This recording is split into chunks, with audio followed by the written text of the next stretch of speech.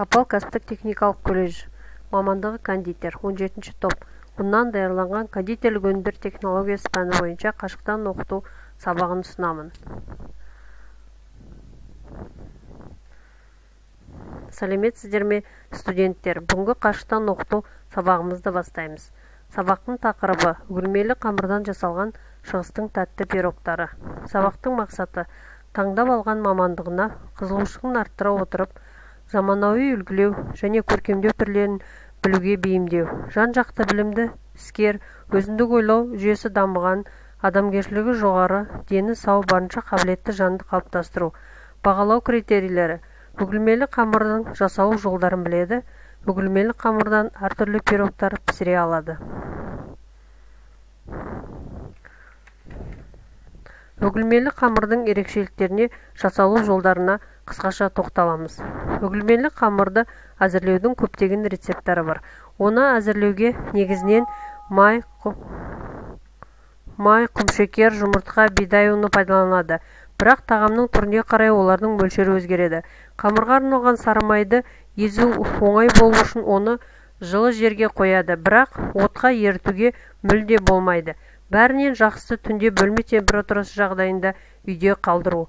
Оның құрғақ болуы тиіс. Пайдаланар алдында оны илеу керек. Қамырды тақтайға қатты тығыздамай илейді. Сонда май біркелкі тарайды. Қамыр тақтайға жабыспаса және тегіс болса, онда даяр болғаны. Содан кейін қамыр нығыз болу үшін тоңазытқышқа қояды. Қамырды жайғанда оқтауды қатты баспау керек. Егер қамырдан рулетке арналған жайма болса, онда әуелі қолмен ұзын ширатпа жасайды. Кейін оны қажетті мөлшерде қарай жаяды. Қамыр жаймаларын қаңылтыр табаға салу үшін алдымен оларды оқтауға орайды. Содан кейін табаға салып, етпен тарқатады. Үгілмелі қамырдың майын шылқылдатып та, құрғақ етіп те дайындауға болады. Қамырдың майы көп болса, табаға немесе қалыпқа май жақпайды. Ал майы аз болса, табаға май жағып, кептірілген нанның ұнтағын немесе ұн себеді. Үгілмелі қамырға лимон немесе апельсин цедрасын, ваниль талшынын қосуға болады. Оған жаңғақ, какао да салады. Тағамға көпіршілген ақуыз жағады. Үгілмелі қамырға әсіресе майлы қамыр пісіретін духовканы алдын ала жақсылап қыздырады. Бір қалыпты температурада 180-200 градуста пісіреді. Тағамның дайын болғанын оның түсіне қарап біледі. Ол қызғылт түсті болуы тиіс. Пісіп дайын болған тағамды табадан немесе қалыптан дереу алу керек. Оны салқындағаннан кейін ғана кесу керек.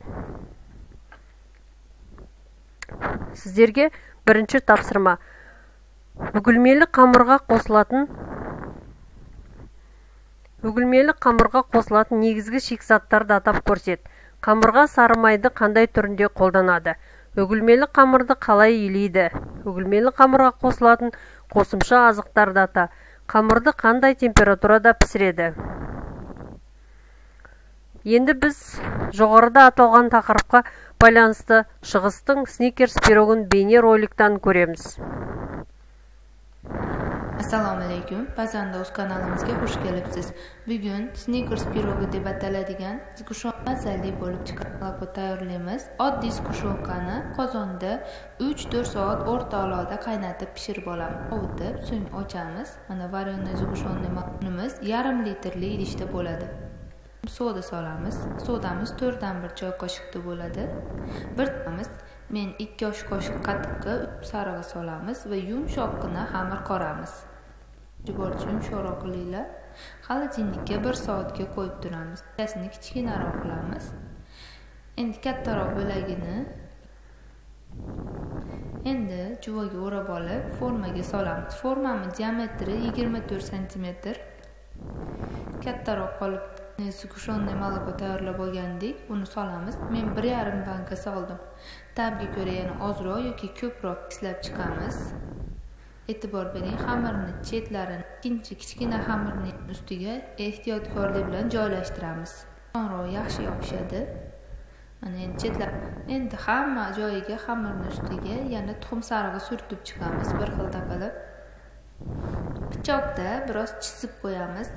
Kesilib chetlariga maydalangan yer yong'oq solamiz. O'sha xamir qo'shilgan joyini yopib qo'yishimiz kerak. Endi 170-180 gradusda 40-45 minut qizargunicha pishirib olamiz. Mana pirogimiz tayyor bo'ldi. Endi yaxshilab sovutib, kesib dasturxonga tortamiz.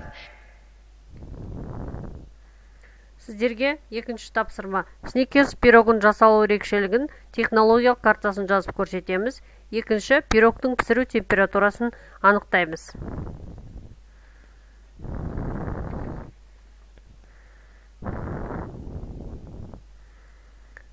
Үйге тапсырма. Суреттегі көрсетілген үгілмелі қамырдан жасалған пирогтардың аттарын тауып, жасалу жолдарын технологиялық сызба арқылы көрсетеміз. Мінекей, бүгін біз сабағымызды аяқтайын деп отырмыз. Сіздерден кері байланысты Classroom желісінен комментария жазу арқылы күтемін. Құрметті студенттер, сіздерден кері байланысты күтемін. Осы сабаққа байланысты сұрақтарыңыз болса, комментарияға жазыңыздар. Мен сіздерге кері байланысқа шығып жауап қайтарамын. Сабағымыз аяқталды. Көңіл қойып тыңдағандарыңызға рахмет. Сау болыңыздар.